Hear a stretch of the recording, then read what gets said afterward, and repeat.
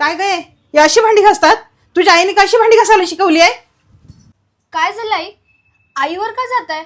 का तुझ्या आईवर गेली म्हणून तुला राग आला? ही अशी भांडी घासतात? आई, हे जर मी तुम्हाला बोलले ना तर तुम्हाला रागही येईल आणि वाईटही वाटेल. पण हे भांडं मी घासलेलं नाहीये, हे तुम्ही घासलेलं भांड आहे. पण मीच मूर्ख आहे ना. माझ्या मेलीचं मनात आलं की माझी सासूबाई आता वयाने झाली आहे, तिच्या हातात जोर नाहीये, म्हणून आता दोन्ही टायमाची भांडी ना मीच घासेल. म्हणून हे भांडं ना बाजूला काढून ठेवलं होतं. पण नेमकं तुम्ही त्याचं उलटं केलं. काय मिळतं आई तुम्हाला हे सगळं करून? माझ्या चुका काढून, माझ्या आईला बोलून. आणि हो, आईच्या शिकवणीचा जर प्रश्न असेल ना तर जशी तुमच्या आईने तुम्हाला शिकवण दिली आहे ना, त्याच्या कित्येक चांगल्या पटीने माझ्या आईने मला शिकवण दिली आहे. आई, नका ना असं करत जाऊ. हे बघ, कोणीच परफेक्ट नाहीये ना, तुम्ही ना मी. कशाला काढायच्यात एकमेकांच्या चुका? घेऊ ना एकमेकींना सांभाळून, राहू ना छान आनंदात.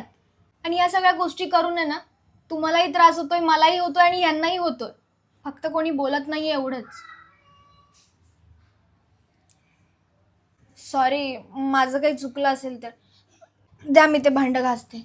नको, राहू दे, मी घासते. वेळ लागेल पण स्वच्छ होईल. चालेल.